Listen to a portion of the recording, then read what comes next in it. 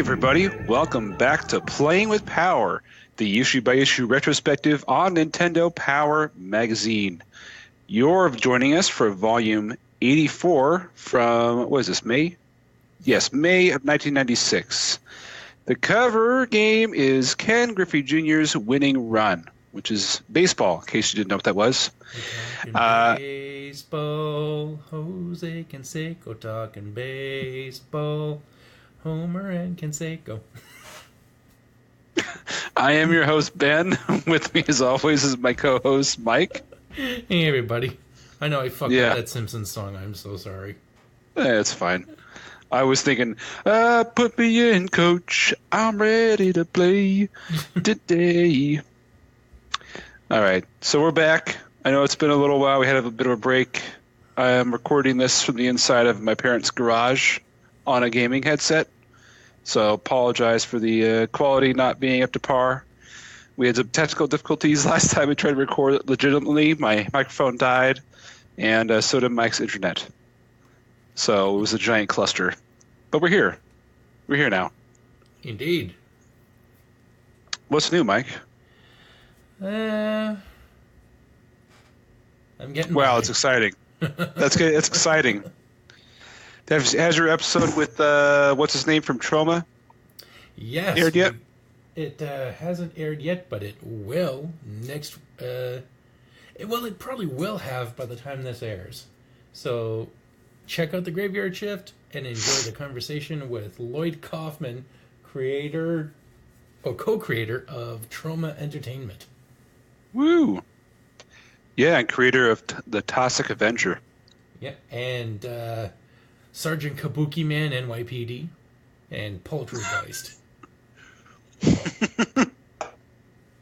Did you ask him about Cannibal the Musical like I asked?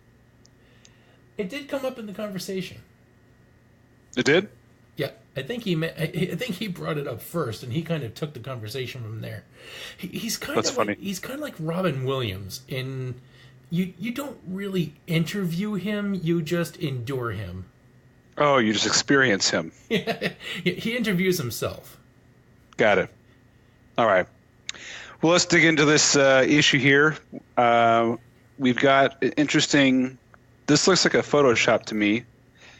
So it looks like they've pasted Ken Griffey Jr.'s head, who's screaming, on top of a very large person's body. Just arms going out for miles. There's like a giant zoom blur effect of someone sliding into a base. And then in crystal clear quality is Ken Griffey Jr.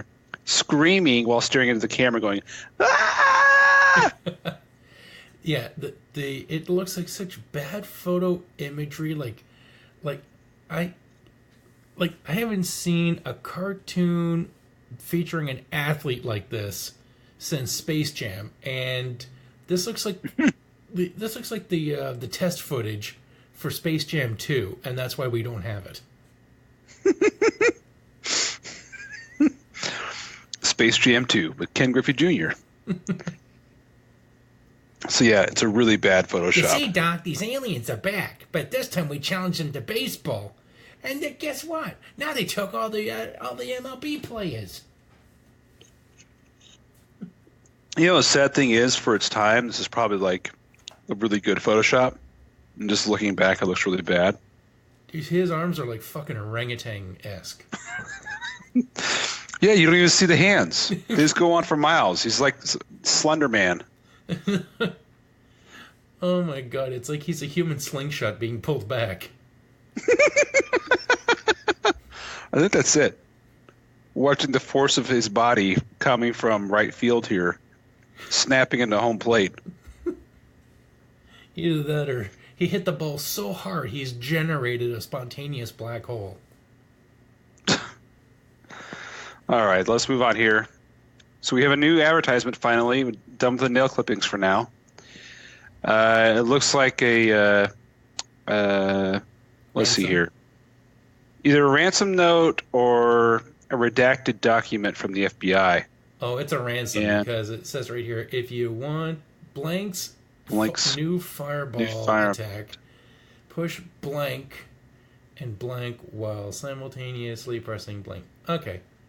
I thought it was going to say, like, if you want this back, you're going to have to hand over your Nintendo Power subscription. Right. And they say nobody fills in more of the missing details. Wow. Except you, if you become a subscriber for $18 a year.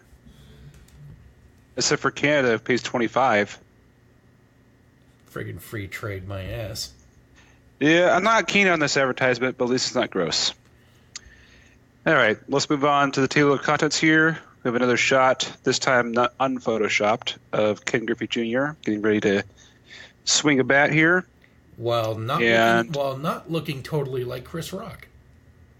And is a picture within a picture. They have a picture of their own magazine plastered on top of them with a picture of Ken Griffey Jr. within that. So take that. Griffey on Griffey. Yeah. Let's see here. We're going to get into talking about that game. Ken Griffey Jr.'s winning run. Whatever the hell Mohawk and Headphone Jack are. Lobo. Olympic Summer Games and Super Mario All-Stars. And let's see here. They're also going to tell us a little bit about the making of Mission Impossible for N64. And the second half, we're going to be joined again by Ivan and Dylan for the Nintendo Power Awards.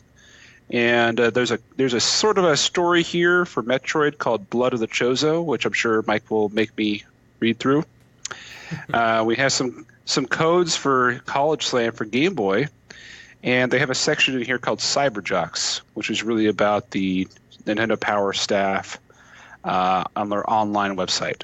So they have bios for all these folks. So look forward to that. And finally, they started telling us about what's in the Epic Center. They're telling us more about Super Mario RPG, and they're going over Lufia 2. So let's dig into the Players' Pulse. Mike, why don't you start it off with Titang? Oh, from the internet. We got KI2, we salute you. I think Killer Instinct 2 rules and is far more advanced than the first one. Oh yeah, they really resolved the all the loose plot threads from the first one. I played the arcade so many times, I think I've already lost track of my lavish spending of quarters. Anyway, the graphics are way better, and I love the new way of doing combos. It's more challenging and really fun. By the way, I love your magazine. Keep it up. Who wrote this thing? Someone at Nintendo? How are the graphics way better? It's the same graphics. They literally just changed out some of the character models. Yeah, this God, we're dumb. Yeah, this kid is sad. All right. Here we get another one from Karim Rahim via the internet. Says, I just wanted to brag about the best company on earth, Nintendo. I just played KI2, and I think it is the best game ever made. I spent $25 on the first day I played it. I love the fake moves and the new Ultras and Ultimates. I really love what you have done with Saberwolf. I am now a pro at KI2, but I know that I don't know more than one tiny fraction of the game. There are so many codes and combos to learn. I just wanted to know if the Nintendo 64 will come out with KI2. I also love the KI2 site on the internet. And they responded to him, to Mr. Brownnoser here, and said, the Wolfman thanks you, Kareem. Right now, there are no plans to directly translate KI2 for the Nintendo 64, but there will be a Killer Instinct game incorporating characters and moves from KI2 and more. So that, I think, turns out to be Killer Instinct Gold. Oh, well, I got to mention this envelope art. We got a Smash Brothers Delight with all the amazing Nintendo characters. We got Mario and Link sitting on the shoulders of Donkey Kong, while Samus, Jago from Killer Instinct, and Django, and Wario. Oh, not Django. That's the what's his name? Streamy Fox movie. Yeah, Jago. Yeah, and all these amazing Nintendo characters, and look at how, like, you can agree these are amazing, right? Like, yeah, this is like nicely done. This is like top-notch comics quality artwork, and then we have a more watercolored, stylized Final Fantasy VI envelope with Tara and her green hair and Kefka in the background, which, it's kind of, well, I want to say abstract because it doesn't look like a bunch of weird shapes and everything, but it definitely takes on another quality to it. And then we've got Mega Man X with Zero at an odd Dutch angle with his ponytail curved all around, looking like a Tide Pod. And why do you call it a Dutch angle? Because the Dutch angle is when you're taking like a shot, but it's like from a slant. So that'd be more of like a... As you see, it's not like he's like... Like a Saigon angle. Yeah, well, if you ever saw Night of the Hunter, that had Dutch angles. It was a racist joke. It was a racist joke. So, anyway, it's like when, a person is standing, but it does look like a Tide Pod. Yeah. And then we got Chrono Trigger, which has Frog, Ayla, and Chrono on a bridge overlooking a sunset on the water, and it looks fantastic. All of these, 10 out of 10 are on the envelope art. It's worth looking up. Check it. So, our next reader says, no kid stuff. Hey, hold on. So you know who else has good drawing skills, which I just found out, by the way, is our longtime listener and Patreon donor, Sophie. Ooh. She does nice art. She did a nice drawing of Princess Peach I saw on the Twitter. So, Sophie, if you're out there, if you're still listening to us, and maybe you just forgot to turn off your Patreon, but reach out to us. We want to have you on the show. I've been trying to stalk you to get you to show up. It hasn't been working. Reach out and touch us. That's right. So, we have no kid stuff. I just received volume 81, and I must say I was very offended by Charles Summers' letter. For one thing, while he said Nintendo Power used to be good, but it has gotten way worse, I say it has gotten better. And another thing, you do not have 8-year-olds eating out of your hands. I happen to be 12, almost 13, and I love your magazine. And that's by Jesse J. Jury from Arlington, Washington. Okay. There's a lot of Nintendo defenders in here. When are we going to see the opposite side of the coin? Let's see. All right. Brian Lucifer from Woodsley, Ontario, says, 234 Hut Hut. I want to say that Charles Summers is totally wrong about Nintendo Power. Your magazine is not written for preschoolers because if it was, you would receive hundreds of letters from angered parents about the reviews of Doom, the Mortal Kombat series, and other bloody games that you feature. I think that Nintendo Power has gotten better, not worse, especially with the expanded Players Pulse section. I also appreciated Sarah LeBree's letter in Volume 77 about girls not being wimpy. I know some girls at my school that are very tough, especially the one I'm trying to persuade to go to Valentine's Day dance with me. Oh. Most of the girls play football in the mud with the boys. Damn. So he likes the butch kind. That's what I'm hearing. Brian, I'd say the tomboys. I'm going to give him the benefit of the son. Day. You might just be gay. Ooh. Just throwing it out there. Shots fired. Nope. Yeah. Just likes the ones with the the helmet where you can see the helmet. That's all I'm saying. Okay, mostly I'm right.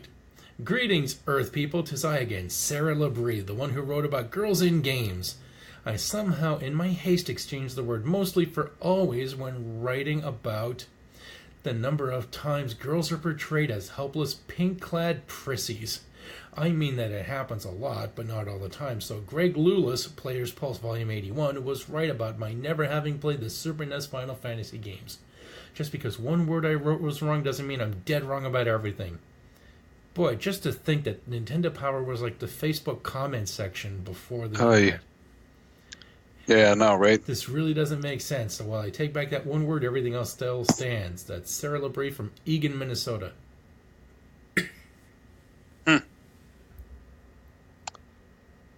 Very good. Okay, so that was Sarah LeBrie, the infamous one of she that has been named many times. We should look all right, next one. Yeah, you go for that. Okay, I'll read the next one while you do that. All right, already. Quit printing these stupid letters about the portrayal of women in video games. Hear, hear. I would like to put this issue to rest right now by saying 3 things. Number 1, there are a heck of a lot of more male video game players out there than female ones. Therefore, companies try to make games more appealing to guys by making the hero male and all the girls very attractive. 2, I don't know where this idea that the captured princess is any sort of a wimp came from. So what if she got captured by a giant turtle? That could happen to anybody. 3, finally, there's always a complaint that all the girls in games have perfect bodies and don't wear much. Have you ever noticed what the guys look like? From Colin Wailert from Rutherford, New Jersey. Well, Colin, you've got a point in some cases. In other cases, I don't think you have a point. I mean, take a look at Mario. I mean, he's not exactly the bee's knees when it comes to male body perfection, you know. But I hear what you're saying. You've got some points. I think we're just tired of hearing about it. I think that's what we're hearing. That's what I'm hearing about. Well, I can't find Sarah Labrie because as soon as there was 20 of them, and then as soon as I typed in Egan, thinking, well, how many places are called Egan? And then I got Eganville, Ontario, Egan, South Dakota, Egan, Louisiana, Egan, Lagos, Nigeria, Egan, Texas, Egan, Illinois, Egan, Tennessee, Egan, Iowa, Egan, California, and Egana, Soriano, Uruguay. And that's the end of the list. Apparently, Egan doesn't exist in Minnesota anymore. Let's see here. I think it does. It looks like it was misspelled. Interesting. Oh my god, I typed in Sarah Labrie. My first 6 results are Sarah Marie. Fuck you, Facebook. I know what I wrote.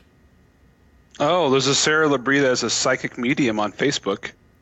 Oh, shit. Hypnotherapist, paranormal investigator, and model.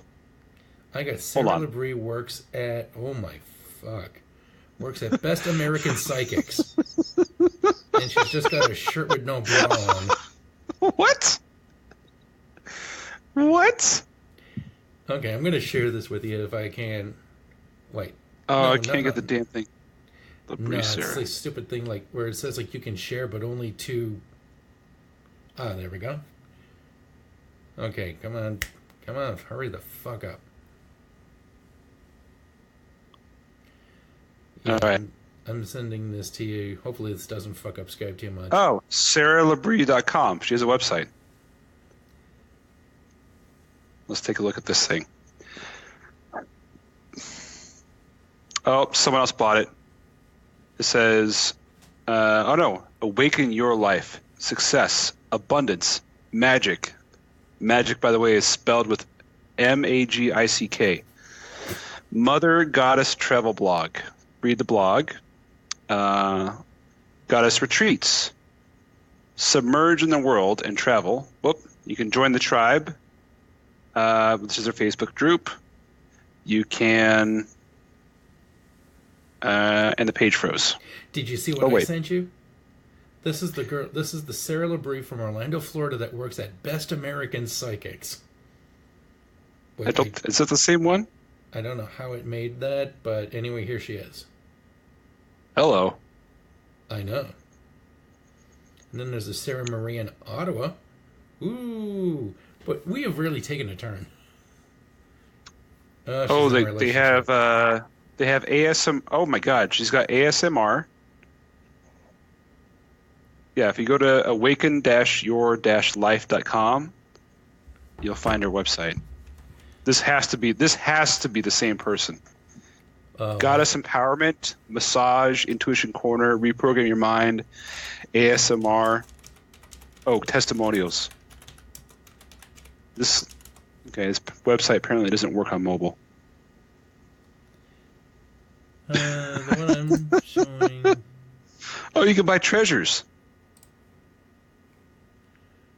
Well, if you want to say hi to her, she might be a better guest than the other Sarah. Oh, she's a mermaid. Did you Making know a home base in Florida. She's a mermaid. She's a mermaid? New moon magic. first line, Sarah C. Labrie, I am a mermaid. Okay, I guess I need to give you more info. And then she's talking about she's a certified massage therapist, hypnotherapist, handwriting analyst, past life regression therapist. I guess so that you can integrate with your current life among your other ones. Neurolinguistic programming, Reiki 3 practitioner, rescue scuba diver, mermaid, as well as a student for herbal medicine, aromatherapist, and nutritionist. And she currently lives in Newport News, Virginia.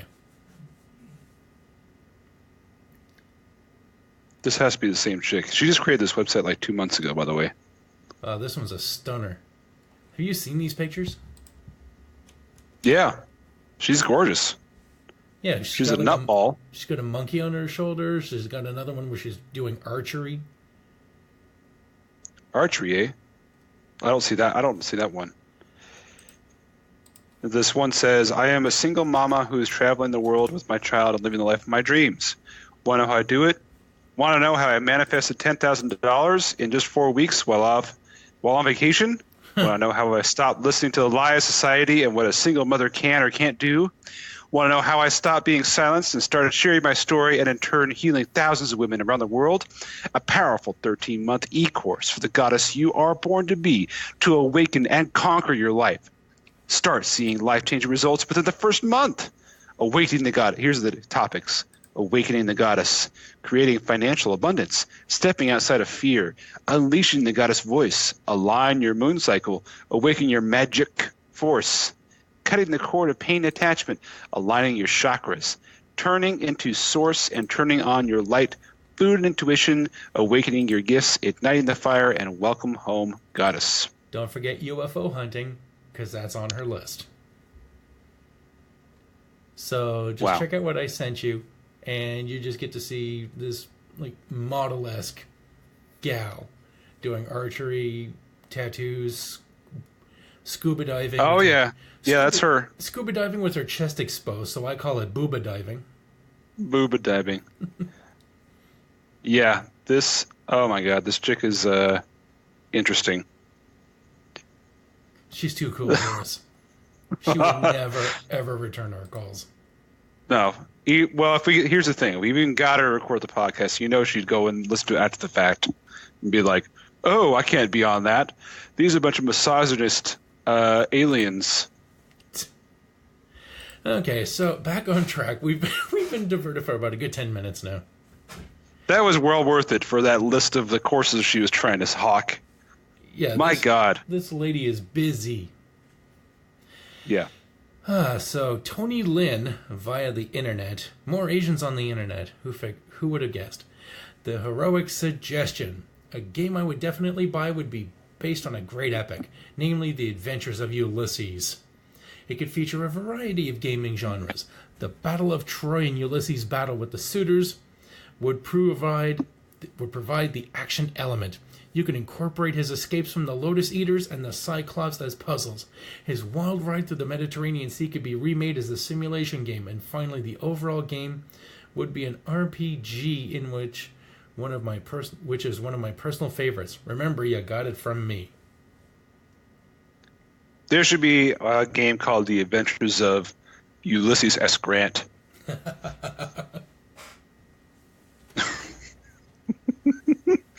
I'm trying to think of some historical references for him, but I just think it would be funny. Okay. Super classic. I recently rediscovered a great old game called Super Metroid. Ooh! It has the best of several genres. It has action, adventure, and RPG elements. I wanted to recommend it for your series on re-release games. From Terrence Martin via America Online. Thanks, Terry. So you've noticed, too, that this year hasn't exactly been a great release year for Nintendo. So they're having to throw up their greatest hits and try to get people to stop looking at other consoles that already have great games coming out. Have you looked at the artwork on this page? God damn! We got more Killer Instinct Mario mashups here, with Mario wielding dual tomahawks and Luigi dressed up like, what was that guy, Jago, that we can't talk about? but instead of swords, he's got plungers. Oh. He's got plungers. It's the for Thunder, katanas. the Thunder guy, King Thunder or Yeah, Thunderclaw. What's the guy? The racist Native American guy. T-Hawk. That's it. So we got Luigi as T-Hawk, but instead of like, no, that's Mario because he's got the tomahawks. So Luigi's got like plungers for katanas in the back. We got Yoshi with armbands and fangs, and yellow eyes, giving you the look. Kirby is a flying fireball.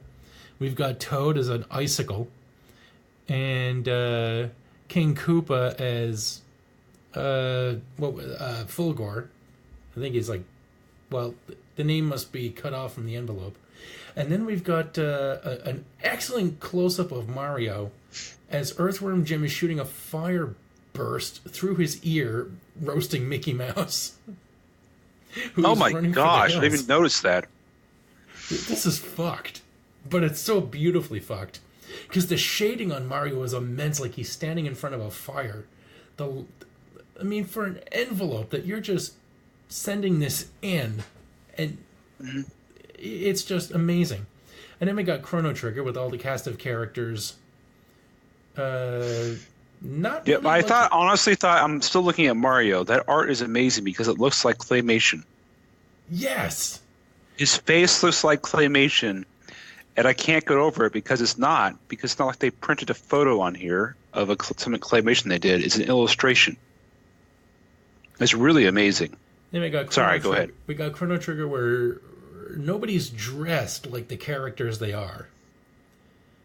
Like Ayla the Cave Girl, she's famous for wearing a fur outfit, which was basically like as much of like if she just skinned like a monkey and tried to make like an outfit out of that monkey, but she's so endowed that it's just covering up that.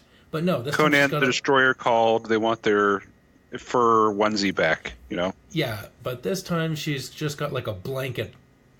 And then Chrono's got a blue thing on, and, well, now I forget what he looked like before. Well, I guess he had a blue thing, but... Anyway, then we got Sting Chameleon and Mega Man X looking top-notch. Just staring at the camera like, well, you want to fuck with us? And the it looks a little adult. He looks a little adult. Mega Man X looks a little odd to me, but that's just me. Yeah, he's got like that same puckish problem that we had in Mega Man 3, where he looked like a 40s movie street tough. I think it must be hard to draw Mega Man. I think it must be hard to draw him as like that robot / kid kind of looking character. Yeah, well, we saw what happened when they tried drawing him the first time. Yeah, I think he must be challenging to draw conceptually. Okay, so, yes, now... Dave Talley. You want me to do Dave Talley, or you want to do Dave Talley? I'll do Dave Talley. All right. In-depth stuff. I have subscribed to your magazine for nearly 6 years, but this is the first time I've ever written to you. I'm concerned about the future of your magazine. First of all, a lot of gamers today will write to you saying they only want pictures and codes. Personally, I like to know a little bit more about a game, like the development techniques used to make it and the storyline, which is why I subscribe to Nintendo Power. Second, I completely disagree with the letter in volume 81 from Dave DeRienzi, about the improvements you should make. 1, we don't want rumors. 2, we want comics. 3, Player's Pulse is just fine. Call me strange, but I actually enjoy reading that picture I enjoyed that picture of the dog reading. I hope you consider these issues because a lot of people agree with me. Hear, hear. Yep, I'm down with them. I want to see animals looking at a magazine like they actually give a fuck about what a video game is. Mm. All right, so we have a letter here from M. Catlin from back of Pontiac in Michigan. And it says, the graphic truth. First, I must tell you, I love my Super NES. I do not care for sports games or violent fighting games like Mortal Kombat. I do not care for... Oh, never mind.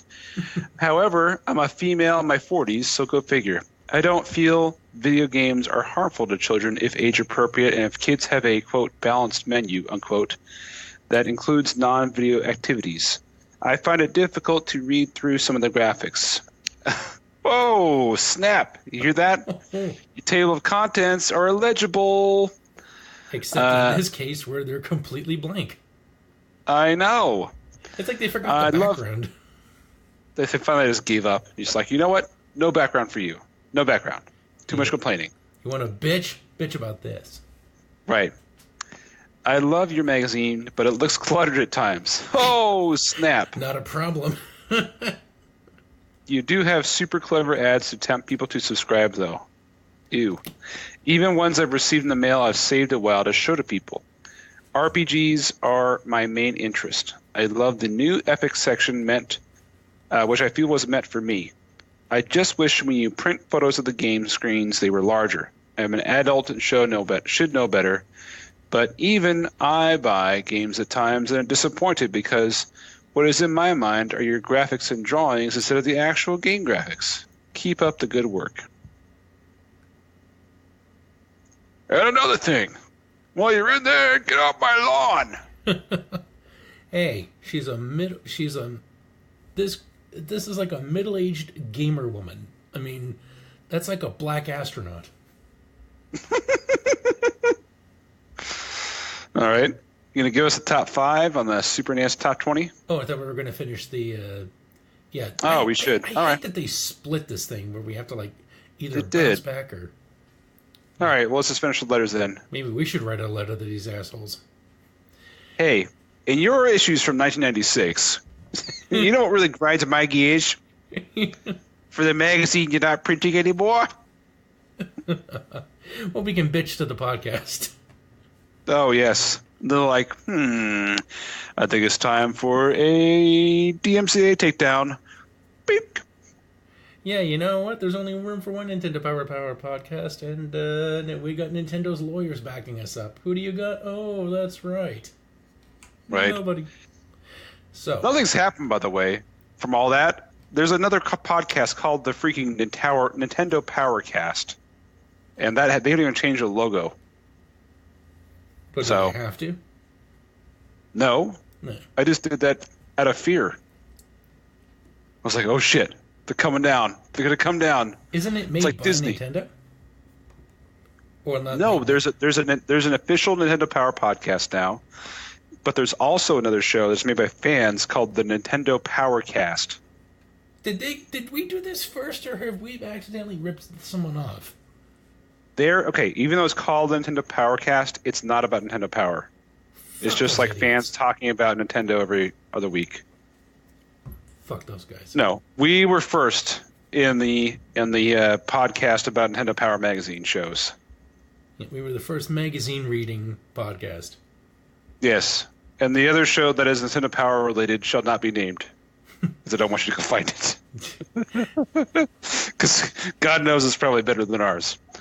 All right, tell us about Eric Welch. Eric Welch from Los Altos, California, is writing to us in the zone. I think the new arena is awesome. The battle zone is really cool. It shows how many Nintendo Power members entered the challenge. The scores are now on Nintendo Power Source on America Online. I congratulate you on your success. Keep it up.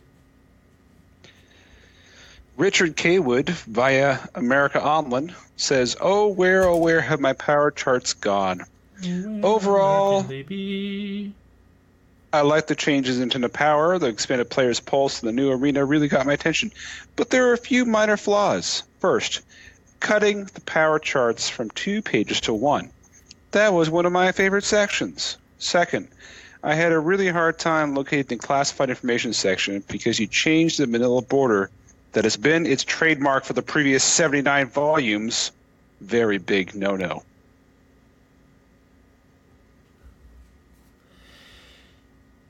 So, Binding Finding from Patrick Salmon from Brooklyn, New York.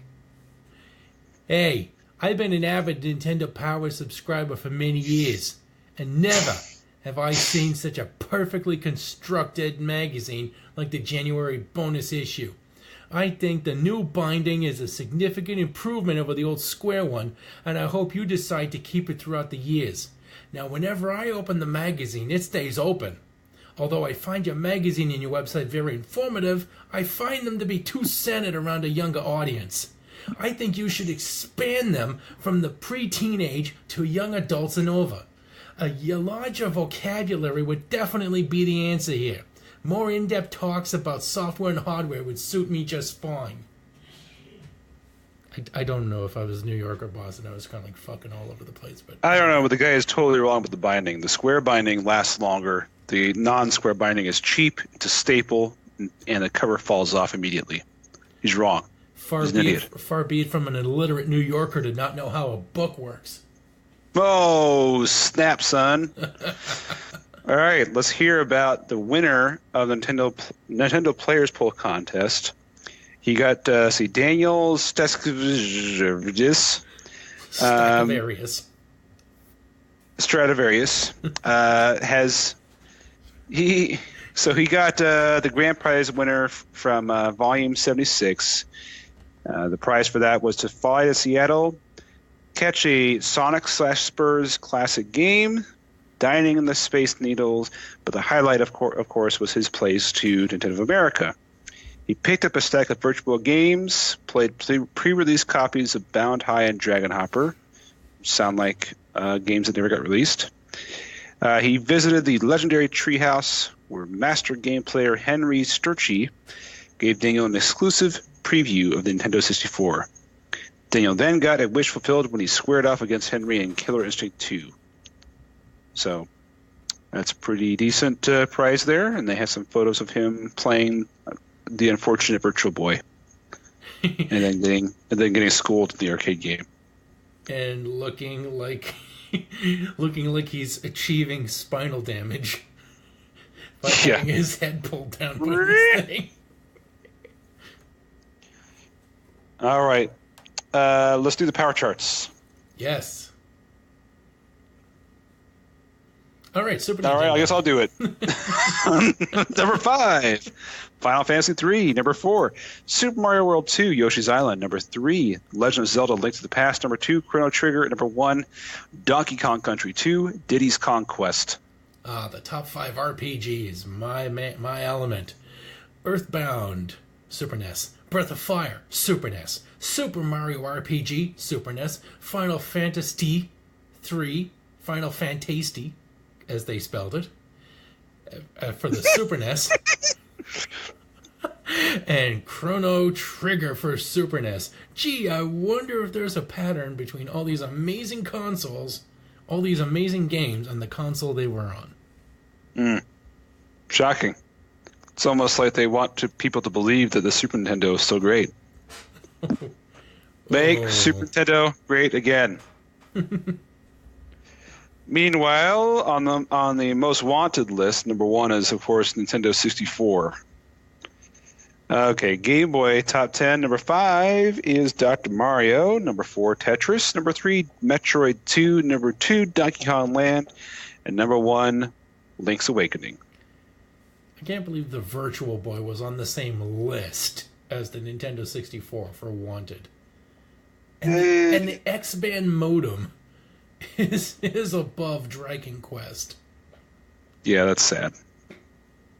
And Donkey Kong Country 2 Diddy's Conquest, when you get beaten by the Virtual Boy, there is something really fucked with the judging. They may have already. This is most wanted, so if people already had it, they wouldn't want it anymore. So maybe stuff they haven't purchased or was unavailable to purchase because it was already off the store shelves. Down the clearance rack. Super Mario RPG under the X-Band modem. No, that's sad.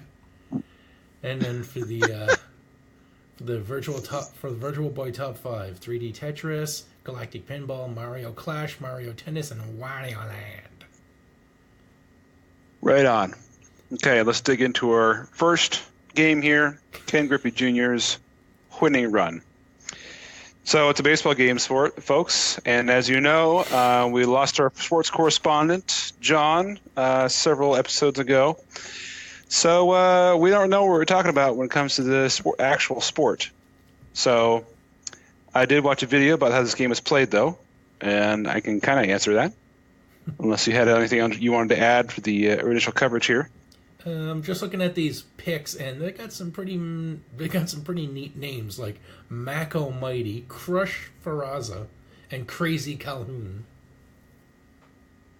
Where are you seeing this? I'm looking in the American League, where it talks about the top computer picks, the secondary picks.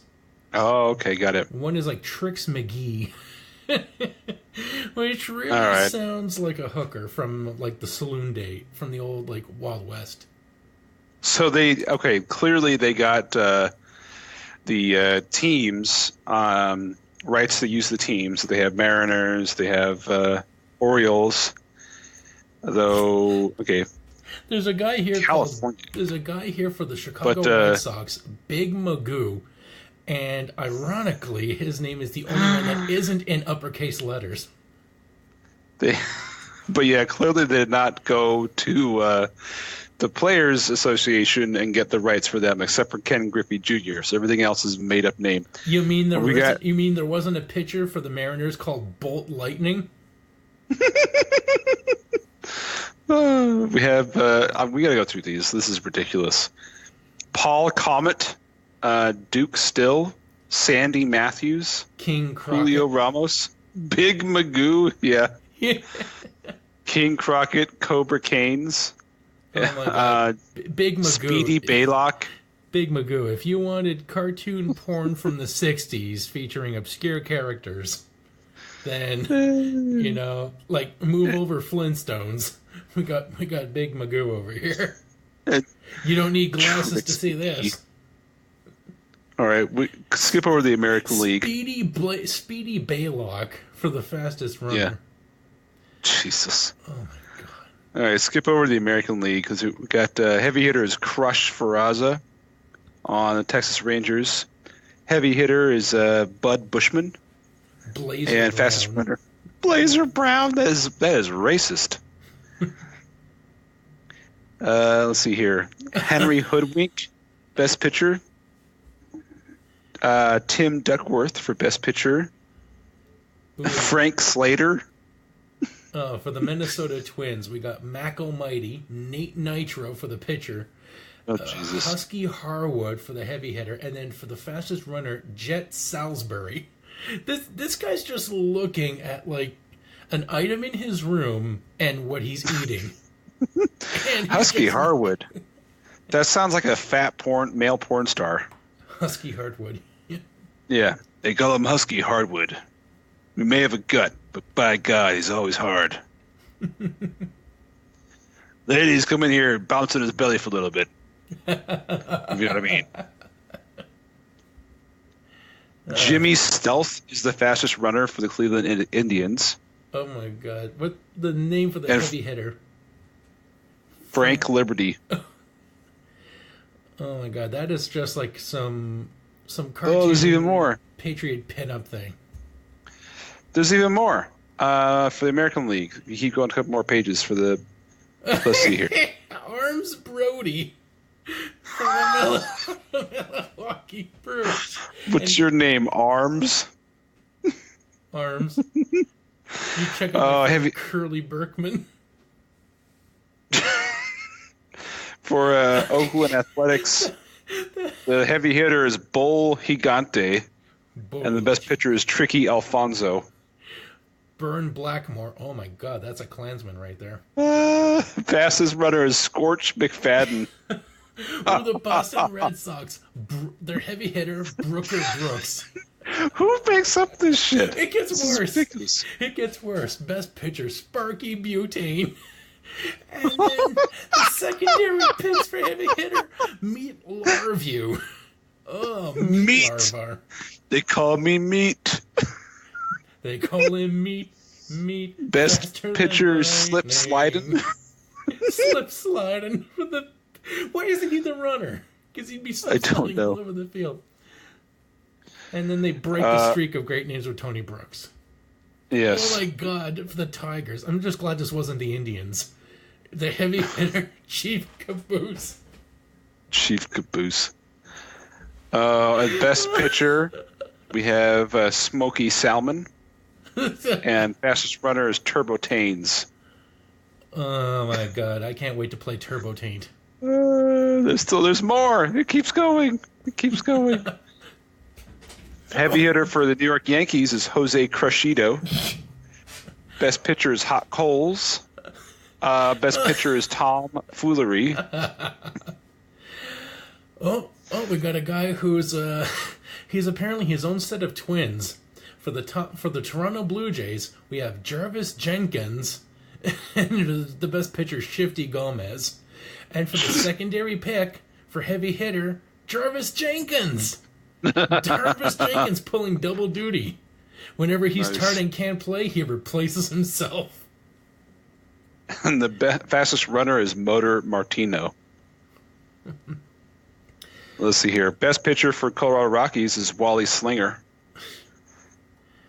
Let's see here. Fastest runner is Matt Trotter. And then for the Dodgers, we got Bopper O'Reilly as the heavy hitter, and then Typhoon Kuroi as the best pitcher. Wow. And let's see here. We got more for this. On the Padres, we have heavy hitters Anvil Groves and Sam Scorcher. For the Giants, we got Muscles McPhee and Kyle. For the best pitcher, Kyle McNasty. Kyle McNasty. Nice. And then his secondary pick for a heavy hitter is Bull Higgins. And fastest runner is Sandy Falcon. And then let's see here. For the Reds, we've got Ram Donaldson. Okay, for the heavy hitter. That's the porn name. Best pitcher is Lightning Pete. Another heavy hitter is Brutus McBain. McBain. Oh, they're not even trying here. Next one is Homer Neely. And the fastest runner is Curtis Swing. Wouldn't the hitter be Curtis Swing? I mean, at least make these names kind of... I feel like that was a missed opportunity. The best pitcher, which really should be the runner, Slider Fulton. For the Chicago Cubs. Nice. While getting hit by Rebel Ruiz. And then on the Astros, we have heavy hitter Slick Fitz. Best pitcher is BB Babcock. Heavy hitter is Razor Sizemore. Okay, this guy just went to the adult video section at the local video store and just thought, okay, I'm going to take some of these names, the best one, the least filthiest ones I can find, just because I'm short on my roster. Yeah, he's like, how can I clean these up enough for a Nintendo game? We have two Davies brothers working on the Pittsburgh Pirates. Heavy hitter, we have Barry Davies, and then best pitcher, we have Raccoon Davies. Right, because you're not growing up in the Ozarks and getting the name Raccoon. We have let's see here. Best pitcher for St. Louis Cardinals is Harry Heater. Or heavy hitter Mookie Rollins. Braves, we got Stevie Swift, Mike Marksman, Rocket O'Hara. Adonis Shaw. And then Lefty Gunnison. And then, in the Marlins, we've got Sluggo Steele, Flex Bowman, and Swifty Munoz. And then for the Mets, we've got Buster Davis, Sammy Duncan, Rock Reddy, Bolt Buzzard, and Rock Reddy. So the hitter and the runner are both the same guy. Can you do that? Can you do two positions on a team, or are you forced to do just one? You generally can run after you hit a ball. So yes, it's possible. How are the hitters and the runners different then? They're not. They're just saying some people hit better than they run. Huh. You might have a guy that's a fast runner but doesn't hit the ball very far. Oh, well, tell us about the Montreal Expos. Or I'm Canadian. I should talk about that one. Yes, do it. For the heavy hitter, we got Crash Cronkite. And the best pitcher, Shark Gonzalez. man, why do they keep throwing Mexican names in the Canadian teams? Like, those tunnels don't go that far. It's like they would be born in Montreal. They just get drafted by that team.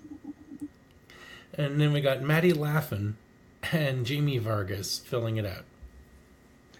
And then finally, for the Phillies, we have Ox Bunyan, Snake McMillan, Danny Bayless, Ed Ratke, and Denny Rails.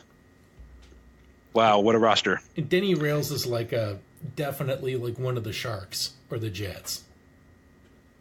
So they actually don't say a whole lot about the game in this coverage. It's literally mostly just like it's a large blocks of text telling you about how the game plays, a few screenshots here and there. So I didn't get a chance to play this, but I did watch a video review of it, and it's basically impossible to play.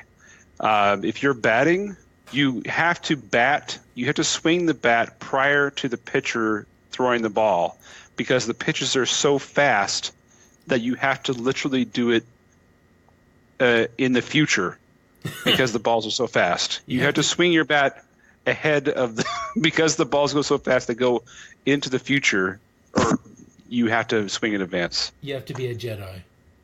They go into the past, so you have to swing in advance. Anyways, so it was extremely frustrating for this player to play and to watch. None of the controls working. They're sitting there for like 10 minutes going, I'm trying all these buttons and nothing's happening. So it sounded like a pretty piss poor game. The graphics are not terrible, but not great either. They make the bodies look really awkward. So I would avoid. Speaking of awkward bodies, we got Mission Impossible for the Nintendo 64.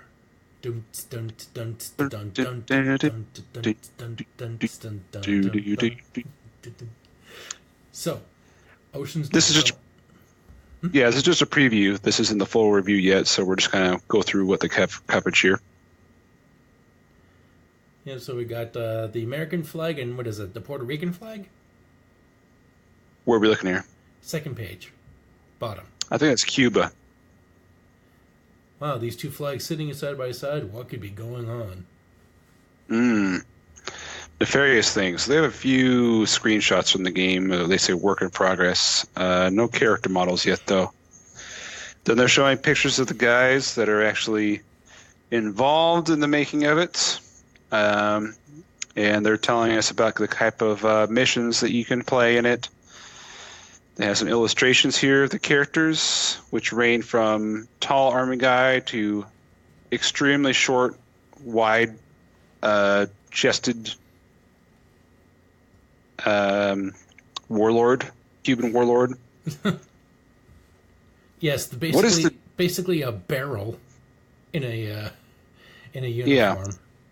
Yeah. You ever play with the He-Man characters, toys, and there's one guy called Ram Man? And you push him down, you push his legs down because he springs out. Anyways, he looks like him. His body's like him. Yes, that guy. Yes, the spring-loaded legs. You push that's him. He bounces up. Yeah, that's him right there. That's his body. And then we've got the Iron Sheik between a. What does it do with this guy, the scientist here? What do you think's on his face? He's got some kind of mouth covering over his face. He looks like a duck. I guess, yeah. I get it. He's the real-life version of Fenton Crackshell from DuckTales. Nice. No, wait, Gyro Gearloose. That's the guy. Fenton Crackshell was the guy that became Gizmo Duck. All right, and you know that Gizmo Duck is coming in the new DuckTales cartoon? Haven't been following it. You should. It's great. It is an excellent homage to the old series while taking it in a new direction in a brilliant comic style animation. It is. It's great. Excellent voice talent. I can watch it by myself and not feel like this is I've outgrown this. It's great. I'll take your word for it. I already don't have enough time to watch the shows I regularly watch as it is. But That's the problem with PTV. PTV, there's so much good content out there that everyone's fighting for your eyeballs and ear holes. That it's difficult to get. Speaking of which, listeners, it's difficult to get listeners around here, especially this can get difficult to get funds from those listeners. So while you're listening, if you like the show, you want to support us, take a trip on over to patreon.com/playingwithpower. Send us a few dollars a month. Help us out for hosting fees. And by God, get me out of my parents' garage. That would be wonderful. And get me out of my parents' home. Oh, yeah, that too. Anyways, where were we? Lost track. DuckTales. So. Oh, yes. Anyway, the guy that's going to be playing Fenton Crackshell, the guy that becomes Gizmo Duck, is that episode hasn't aired yet. But I've read up that the guy who's doing his voice is Lin-Manuel Miranda, which you may remember from Hamilton. Mm-hmm. So, you got, these guys are pulling down some A-list talent. Nice. So they're showing us some wireframes here. They're showing us pictures of the team working on it. And then they finally have some sketches where they basically use that to storyboard out the action. And and this doesn't look at all like the main lobby for Super Mario 64. That is funny. It's a good call there. That is very similar. I wonder if they shared the models with them. We'll have to get into this game more than when we actually get to the coverage. I don't remember this game at all. Yeah, did it even make it? I'm pretty sure it did. I don't think it was very good, though, from what I recall. It's an N64 I never played game. The amount of good games for the N64 can be counted, I think, on both hands. Yeah, that sounds about right. It's about a dozen. Yeah, this was like the Dorito character's awkward puberty of video games. Dorito characters? But you look at them and they look like they're made of Doritos. Like everything is all... It's like if you just took a bunch of Doritos together and that's a face. Are you sure? Oh, triangles? You mean? Yeah. Got it. All right, let's move on for now and talk about Mohawk and Headphone Jack. Did you look at this game at all? Fuck no. This game looks like Toe Jam and Earl, but, for the legally distinct copy of it. So it's closer to Sonic the Hedgehog ripoff, but instead of just the character spinning around, the entire world spins around. Whoa. So it's like that episode of Futurama where it turns out that the ship isn't flying throughout the universe. It's staying still and moving the universe around it. Basically. So it's supposed to be some kind of alien, but he's naked, and he has a green hairstyle that goes all the way down to his butt crack. So it's really kind of awkward. And from watching people play it, you kind of randomly get upgrades, and they show you, let's see here, you could turn his legs into wheels, you can get springs on his feet, you can grow wings, you can become a blimp, or you can grow flippers with different upgrades. The problem is, you can see in some of these screenshots, is you really can't see that far in front of you. So even though they give you the tools to go fast or jump high, your death could just be on the other side of that screen you can't see. So there's no incentive to try and go fast as a result. So it's a game that gives you all the tools to go really fast, but makes it so difficult to understand what is up, what is down, because the entire world is spinning around you, that you have no idea, no concept of where you are at any time, and you can't really go fast because your next step could be your last. He's swimming with a Discman. I don't know. I don't know.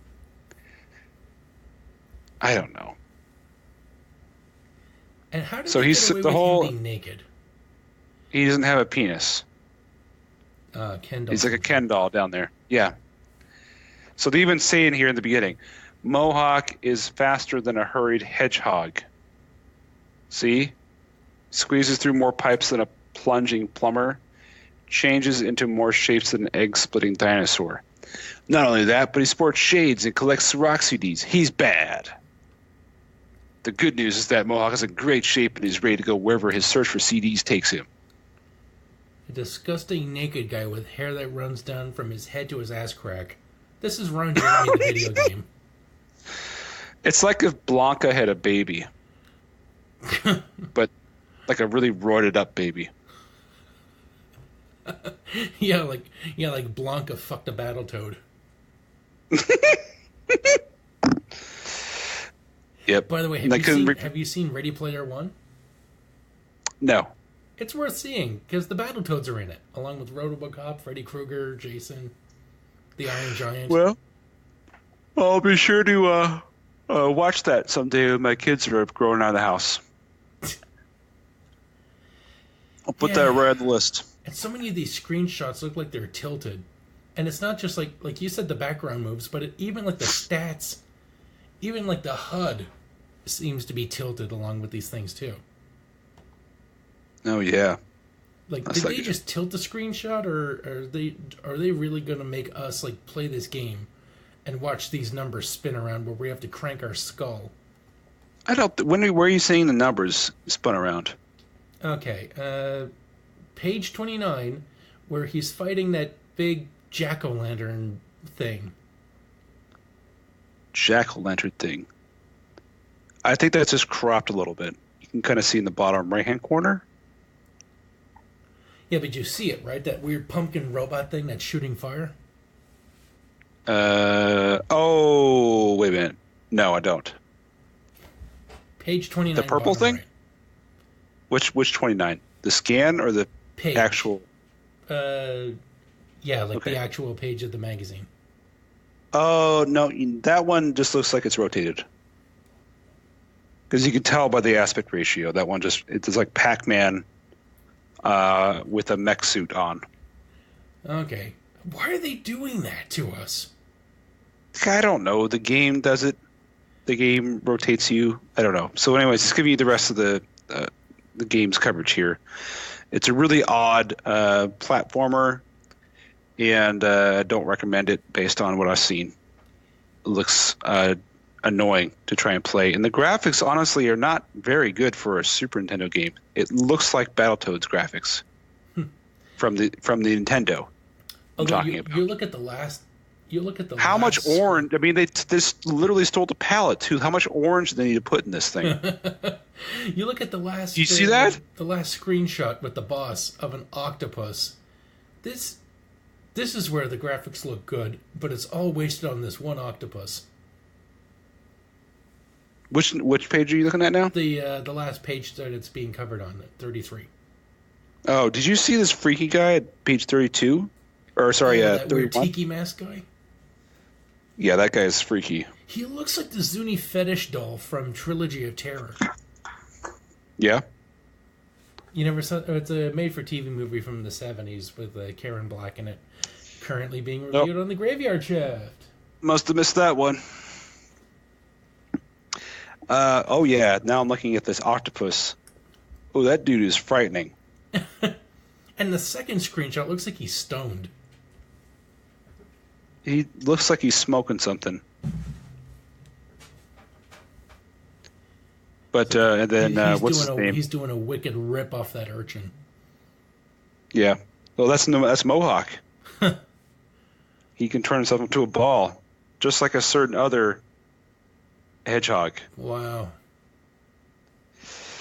That is not freaky looking. Speaking of freaky looking.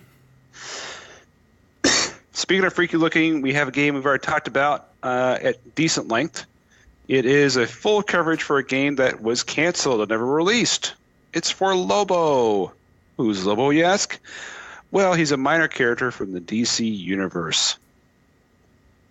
He is some kind of bounty hunter of ill repute. He literally rides an interstellar bicycle or motorcycle. It's a jet. It's a motorcycle. It's a motorcycle in space. It's a space motorcycle. Yeah. He looks like a biker in space. Except he has like white skin and giant muscles and not a giant gut. Yeah, basically he's like he's all the members of Kiss rolled into their ideal fantasy. That's a perfect way to describe him. So this is a subpar fighting game that you can find a prototype ROM out there on the internet, and features all kinds of obscure characters from the DC universe that you will not have heard of unless you read some kind of Lobo one-off comic strip. Oh, you mean comic book. You never heard of like Shada or D Nitro? Come on. Should I have? Or what about Lou? How about Kringle? And who can remember Lou? Oh my god. Who can forget Lou? Going to the Lou. Lou, who basically looks like Bane holding a minigun. Yeah, I could see that. Yeah, Shaula is what, sort of like a futuristic Aeon Flux looking chick? She looks like that. These graphics aren't that great. It's really hard to see anybody. Yeah, they tried to attempt the quasi 3D, like Killer Instinct, and didn't do a great job at it. Kringle is literally just Santa without his Santa outfit on. It's just him in his like red long underwear. I can't even tell what D Nitro is based on the screenshots. I have no idea what I'm looking at. And then there's Vril Dox, who is Brainiac 12, I think. Or Brainiac 9 or 7. He's one of the incarnations of Brainiac that were good. So they only have 6 characters in this whole game? Denitro, Kringle, Lou, Shola, Lobo, and Dox. My fuck, 6 characters. Wow. No wonder they never released it. What a terrible idea for a game. Even the guys making this game were just like, who the fuck are these people? This is a terrible idea. If you were going to make a fighting game, they already made decent ones since then. Well, but it's a real shame that DC doesn't have any likable characters that would fit into a fighting game. It's just a real shame. Now they have a guy that would rely on gadgets and gizmos instead of raw strength, or like a guy with a guy that uses like lasers that bend to his mind. Yeah, someone that can be mistaken for a bird or a plane, for instance, if one weren't looking that closely. Or or if you want to get like a sexy girl, like someone with wings and like a bird face. Yeah, or someone with like a cool power ring that could just make anything. Or like a sonic scream. Or maybe someone from Mars. Or like a really hot like clown girl with a mallet. Yeah. We just doubled the roster. We did, didn't we? Fuck this game, and thank God it never got made. We were all winners. All right. So, okay, let's get past the Power Awards. We're going to cover that in part 2, like I said, and skip straight to classified information. And we'll keep the first half going, I think, until the Epic Center. That's our midpoint here. Yeah. So we've got Nosferatu has a red crystal refill. Syndicate, if you feel like playing it, you can get a special password, and they don't really tell you what they do. So how useful is that? Just about as useful as playing the game. It says most of the passwords actually make the game tougher. Oh, God. And then it says, how will you stand a chance with just one agent? So these are handicap codes. Great plan. For Power Rangers game, you can play as Ivan Ooze. I don't know who that is, but you can play as him. He's the purple dude, I can imagine. This is pretty cool in Mortal Kombat 3. Let's see here. So you can essentially go to a different area of a level that you're playing in by uppercutting an opponent in just the right spot. You can crash through the ceiling and into another area with an uppercut punch. That's pretty cool. Awesome. You thought the spike pit at the bottom was cool. Mm-hmm. Guess what? You're fighting in the sewer apparently. You can trigger sudden death mode in Super Bomberman 2, which I thought bombs did, but okay. On the Flintstones, you can, let's see here, stage skip and invincibility codes. And you can play as Idol in Killer Instinct. Now, hold on, you missed the codes. Miss Stone makes weird jelly, gives you invincibility, and Barney grabs blue trees. What the fuck? It's for the stage tip. The stage skip.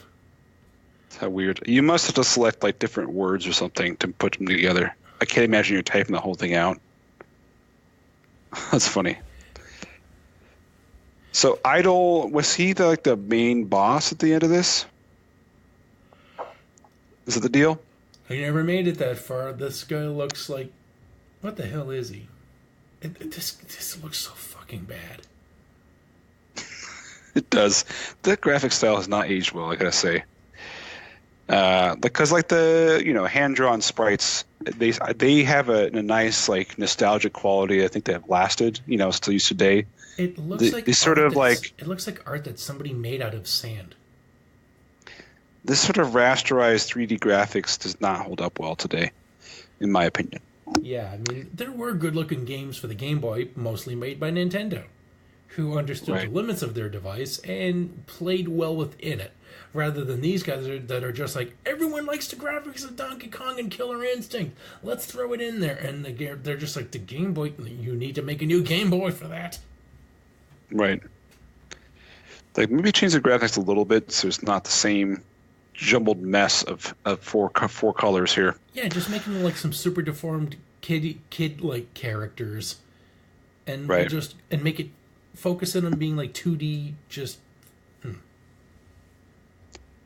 focus on how it plays. All right. For Jurassic Park, we have the fuck this code. It's LLRRR and R. If you manage, but you get unlimited, yeah. If you manage to do this without breaking into epilepsy, you'll hear a beep. And you get jet mode. You can get jet mode in World Heroes 2 Jet, which is a super fast mode, apparently. You'll move the twice normal speed, that fighting game. For Riddick Bowie Boxing, you can see the champion screen and credits. This is a game that never even featured anywhere, by the way. Just randomly shows up in classified information. Isn't it Mr. Sandman in the picture, the gray-haired boxer? I don't know here. I don't know who that is. Wasn't there a gray-haired boxer? It looks like Mike Pence. I'm about to fuck you like my mother. And then separation anxiety with Spidey getting kicked in the balls. God damn. Look at that screenshot.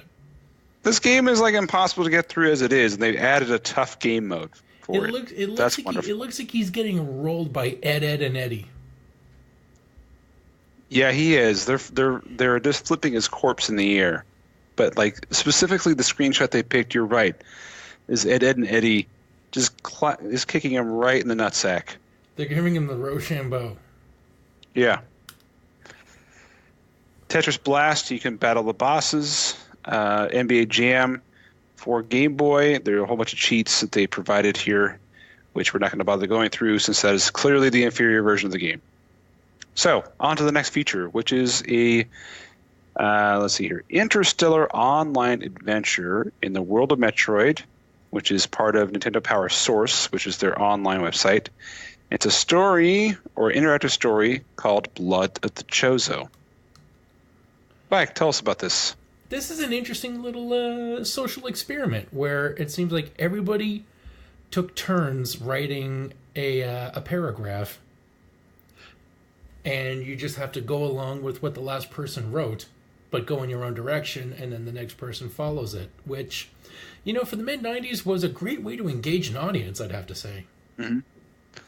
You all get to chip in on this beautiful piece of fan art. Yeah, I hope they vetted these out and moderated these before they put them out there, because someone's gonna start off writing they're continuing the story, and then it's gonna turn into something about child molestation or something. After Ridley had taken Samus, she then pinned him to the ground with her blaster and shit in his mouth. You just know that someone's gonna have to proofread this. Yeah, they have to read all the way through. Oh, this looks good. Yeah, they can't just scan it. They gotta read all the way through. It's like the screw attack didn't work. Unload the Cleveland steamer. Oh, jeez. So they basically are just saying, here's how this came. It's basically just a repeat of a Reddit thread at this point, where they're just pasting people's additions here, and then describing everyone's additions. For example, references to other video games could be found everywhere, as in this scene from Dark Panda. And they said, as the Reploids approached, Narc could see the metal panels and tubing that made up the bodies. Each one had a large insignia on his chest. The symbol looked like it said Dr. W. Wow. It's bad. Real bad. And then we got one guy that just went super techie, saying the 11,200 IC Wing had received for his work aboard the station next to him had bought him a new fusion reactor that could make it 1.9 past light speed. A new nitroglycerin fusion core so he could now overuse overdrive and not worry about blowing out his life support. And of course, what bounty hunter ship would be complete without brand spanking new top-of-the-line laser banks and a cloaking device that could shield him from minor scans. So this basically gave everyone a chance to be their biggest, to let their dark flag fly. Mm-hmm. Okay. Should we move on here? Yeah, let's find out what the hell this angry basketball has to say. Well, it's College Slam. This is the NBA Jam version for college. And they brought us codes. Hey, do you want to know your shot percentage? Well, I'll tell you their odds of making a basket and display the results in the lower left corner of the screen. Something called Quick Hands. This allows you to knock the ball out of your opponent's hands consistently, so you can steal constantly. Max Power. This is someone who has unlimited turbo, essentially. On Fire. Do you want to be on fire all the time? Well, here you go. You can do that. 3-point Power. It increases your chances of hitting a 3-point shot from anywhere on the court, so you can take a full court shot. Whirlwind. Let's see here. This will allow you to constantly knock down your opponents. Yes. Oh, here's my favorite. Legal goaltending. Yes. This is what was in the first game. You can swat those things away and no repercussions. And then we could have Frat Cats.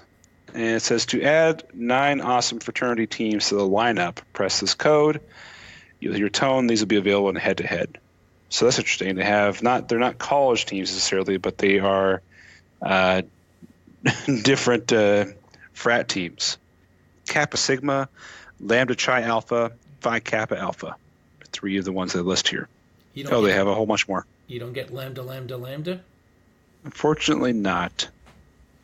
But how will the nerds get revenge? I don't know.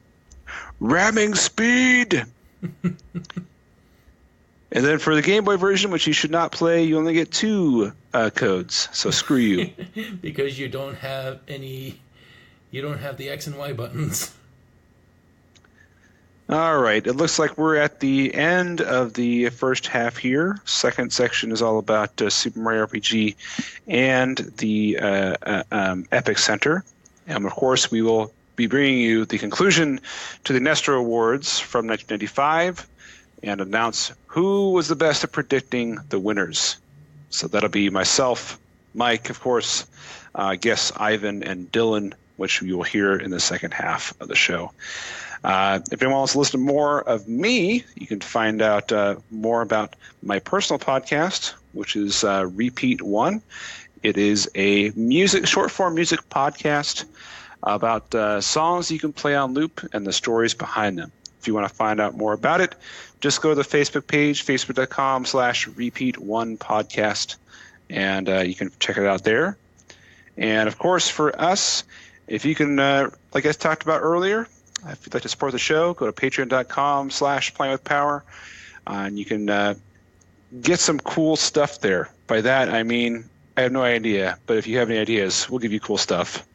There is some exclusive content on there immediately, and we can certainly make more if that's of interest to anyone. But it helps the show. If you have any ideas for what we could offer, let us know. Yeah, we're down. We'll do it. Otherwise, you can leave us a review on iTunes. That's always helpful. And if you want to find out more about us, check out our website, playingwithpowerpodcast.com. You'll find our old episodes on there. You'll find links to everything we have, Twitter, Facebook, essentially, and our YouTube channel, which I don't even know why we have one. No one ever visits that. But anyways, I got an idea. If we make $50 a month, then starting from our first issue, we will record and release Skype calls of us contacting, without permission or warning, all the people that are listed in each issue of Nintendo Power. From the... That's going to be you. I'm not doing that. Feel free. Well, just like every person who sent a letter to Nintendo Power will start getting a call from me. And in case they can't reach them, I will perform a weird accent and pretend to be that person. I will be the backup. Even better. I will be the Mike Tyson to your crate call. In true Nintendo Power fashion, you will be the made-up replies. Yes, I will be the plant. All right. I think I've listed everything for us. Mike, what do you got? I got the Graveyard Shift, which is the Graveyard Shift with Horror with Sheldon and Mike. We talk about horror movies, sometimes games, basically all things horror, but mostly movies. And we do little deleted scenes called It Came from the Cutting Room Floor, which are just me and Sheldon doing hilarious voices and me testing my sound effects acumen.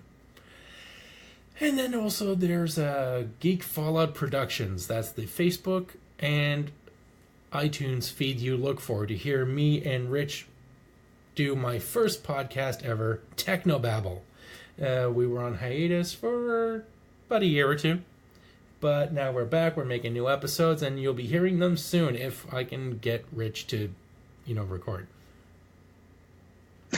But you can hear the old episodes. We're airing that, as well as keeping the archive open so that you can hear all the other old shows that were on the network before we got our mitts on it. Oh, did you re-air my episode? Yeah. Oh, sweet. Yeah, hey, I have an episode out there. Yeah, we had Ben on the show. I think it was the 4th episode. Yeah, I was early on. All right. Well, that wraps up the first half. Thanks, everybody, for joining us. It was a pleasure. I'm Ben. And I'm Mike. And now you're playing with power.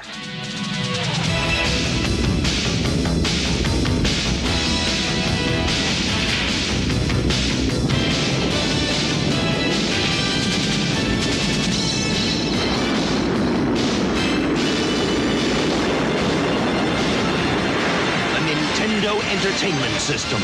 Now you're playing with power. Meow.